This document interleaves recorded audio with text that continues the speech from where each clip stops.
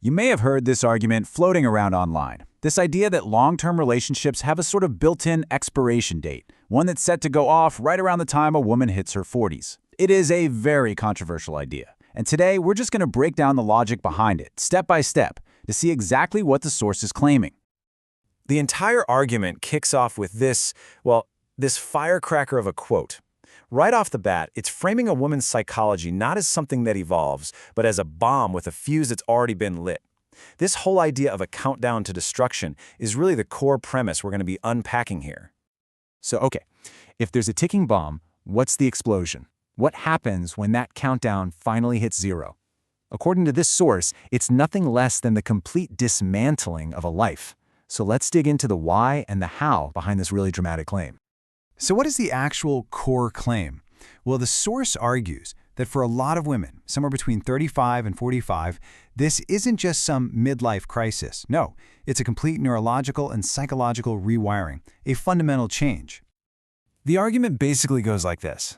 The woman who spent her 20s and 30s building a life, a family, she becomes someone completely different in her 40s. She transforms into someone driven by what the source calls a desperate hunger for external validation. And it's that alleged hunger that supposedly fuels all these life-altering decisions. But if that's the what, then what's the why? Why would this happen? Well, the source claims this transformation isn't random at all. It points to a very specific internal trigger, a kind of profound crisis that it calls an identity collapse. So this identity collapse, as the source defines it, is this crisis that supposedly hits when a woman's primary source of value, her beauty, her desirability, starts to fade with age. And the argument goes that when that foundation crumbles, well, that's when the panic sets in. And this is where the source draws a really stark line between the sexes. It claims men and women face aging from completely different mindsets.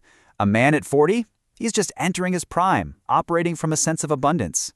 A woman, on the other hand, is in this view facing a state of absolute terror, watching her value just depreciate with every passing year. And it doesn't stop at psychology. According to the source, the argument goes deeper, right down into brain chemistry. It claims the brain's reward system literally changes, becoming desensitized to that stable, predictable love of a long-term partner. That steady affection becomes, and this is their term, neurologically invisible. This forces the brain to seek out more and more extreme stimulation, like the dopamine rush of an affair, just to feel something again. So, if that's the internal crisis brewing inside, what pushes it over the edge? The source points to these external factors it calls social accelerants, which allegedly turn that private panic into very public destruction. Wow. I mean, this quote really captures the source's aggressive take on social influence, doesn't it? It argues that the advice from divorced friends isn't support at all. Instead, it's like a poison that encourages abandoning your commitments for the sake of self-gratification. The source really hones in on three main external pressures. First up, divorced friends, who allegedly help reframe a stable marriage as a kind of prison. Then you have social media, where the algorithm is constantly feeding you fantasies of starting over.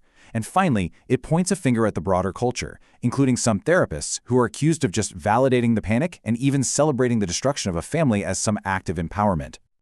Okay, so from the cause, the source then moves to the symptoms. It lays out what it calls a timeline of betrayal, basically offering a sequence of alleged warning signs for its male audience to be on the lookout for. So, according to the source, this detachment process happens in 4 stages. It starts with nostalgia, romanticizing the past, the wild years. Then comes the influence of new, divorced friends.